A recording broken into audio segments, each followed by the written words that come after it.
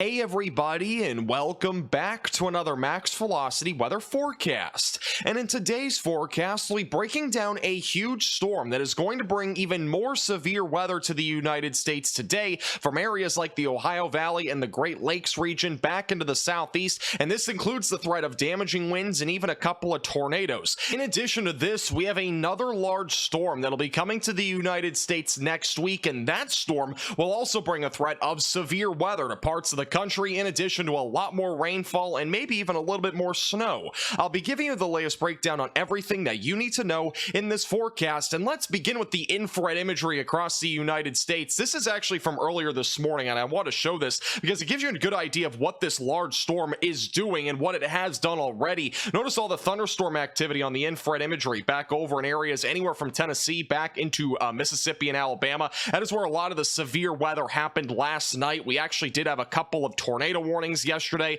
but overall this event really underperformed across the lower Mississippi Valley, which is great news. We easily could have had a few strong tornadoes yesterday, but luckily the mid-level moisture was really not there. The instability wasn't fantastic, and overall the storms remained very linear, which kind of allowed for most of the storm activity to not really rotate a whole lot. So luckily we didn't really have many tornadoes yesterday. We may have had one or two brief ones, but that was about it. We do have a low pressure system as of a few hours ago back over into the areas like the Central Plains. By now this is closer to the Midwest, and the reason why we need to watch this low pressure system closely today is because it's going to bring more severe weather, and that does include areas like Michigan back into Ohio. I don't think Kentucky, Tennessee will really see much of any severe weather. You might get a couple of passing showers, maybe a rumble of thunder, and then there's also a low-end severe weather threat back down in the Florida Panhandle, and as well as back into areas like southern Georgia and as well as southern Alabama for today. And one interesting thing about this low pressure system is that it's actually going to be moving northeast. One of the big reasons why is because we have this low pressure system offshore by quite a few hundred miles east of areas like North Carolina and South Carolina. This is almost acting like a wall, so this low pressure system will actually be moving northeast. So for those along the East Coast, you'll at least get some sort of break from this. You will not really see the majority of the impactful weather. At least you'll probably at least get some temperature drops there, maybe a little bit of wind, but overall nothing too impactful there across the East Coast of the United States for the next few days. All right, let's talk more about what's coming to the country over the next 7 to 10 days, including the large storm that we have right now and other storms that are to come, because this is not going to be our only one over the next 10 days. We do have a couple of more coming that are going to happen more than anything next week, and those will also bring a chance for some severe weather. And we're also going to be going into a detailed breakdown on the severe weather for those in the Ohio Valley, areas like the southeast, in just a few minutes. Also timestamps in the description below. Let's begin with what's happening though right now. Again, notice we have that low pressure system back over in the upper Midwest. This is at 987 millibars, so it's actually a pretty strong storm. Lots of snow falling anywhere from areas in Canada back into Iowa this morning. A lot of that snow across areas like Iowa and Minnesota for the most part is moving out, and a lot of it is light to moderate, so nothing too crazy,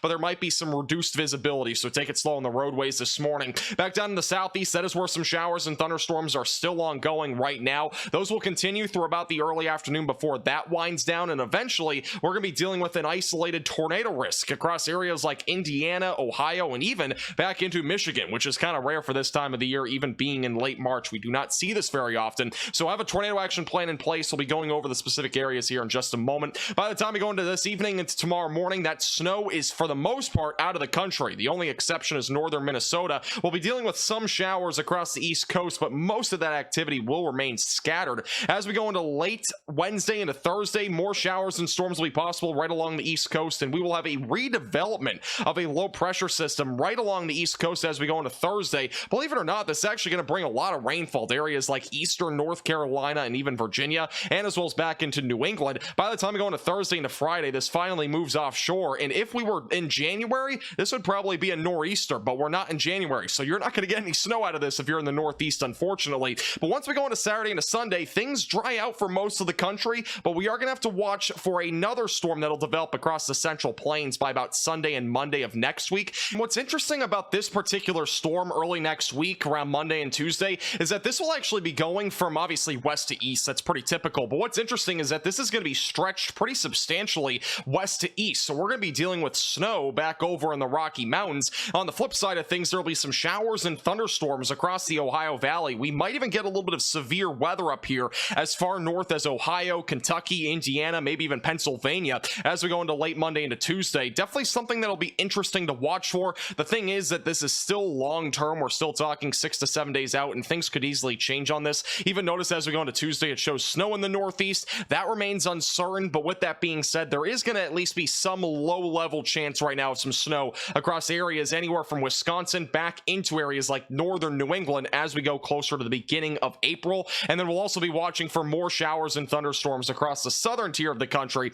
as we go into early to mid next week. So with that being said, there's no reason to panic. Obviously, we are still multiple days out, and I don't see any severe weather outbreaks as of right now for next week. So that's good news for now, but obviously things could change a little bit as we get closer. Now let's talk more about that severe weather potential for today. There's actually two slight risks of severe weather at the time I'm recording this forecast. This does include areas in southern and central Michigan, back into northeast Indiana and northwest Ohio. There's also another one right along the Gulf Coast. That's primarily for what we've already seen this morning, maybe an isolated damaging wind risk all the way through about lunchtime or so, but that threat should be dwindling down over the next few hours. The main concern, though, for this northern mode of severe weather, which includes Ohio, areas like Indiana, even eastern Illinois, by the way, just southeast of the Chicago suburbs, it is mainly for damaging winds. So isolated damaging winds up to about 65 miles per hour are possible. There isn't really much of a hail risk today by any means. The lapse rates are not very steep, and the storms that develop will be mostly surface-based storms. They're going to be very close to the ground, so we're not going to see any major 50,000-foot storms for the most part today.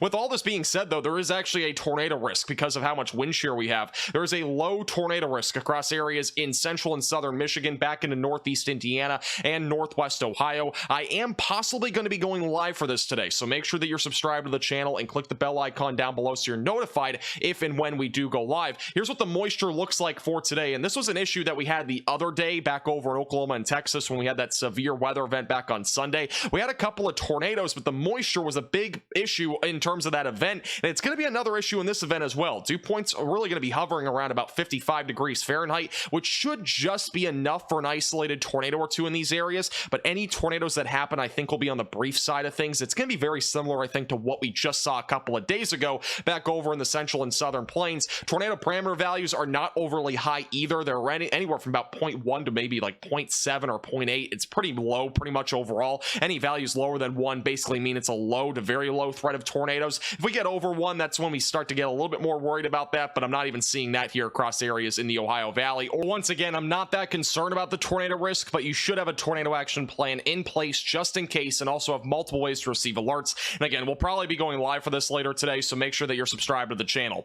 Here's what the timing looks like for today. Some showers, maybe an isolated rumble of thunder near the Chicago suburbs through about lunchtime today. The main severe weather threat, though, will develop around 2 to 3 o'clock. And when I say main severe weather event, that's when really the bulk of the activity is going to be happening, because this isn't going to be a huge severe weather event. It's only going to last a few hours, and it's going to be a very conditional risk, so overall maybe a couple of tornadoes being possible. By 3 o'clock, storms moving through areas near Indianapolis and Fort Wayne. They'll stretch all the way back down to Louisville. By 4 to 5 o'clock, maybe a little bit of some small hail near the Fort Wayne area, but again, the hail threat very low. Damaging winds the main concern. By 5 o'clock, moving into Ohio, and eventually by 6 to 7 o'clock, areas like Indiana are done with any sort of severe weather. For those back over in Ohio, pretty much overall this morning, no severe weather, just a few passing showers. By the afternoon, we'll be watching for a few of these storms to develop back down in southwest Michigan. By 3 o'clock, we'll be watching to see if any of these are able to produce an isolated tornado risk. By 4 to 5 o'clock, those are moving across areas like Mount Pleasant, Lansing, and Jackson. And by 6 to 7 o'clock, storms moving towards Saginaw, Flint, and Detroit. Most of these storms by this point will be damaging winds,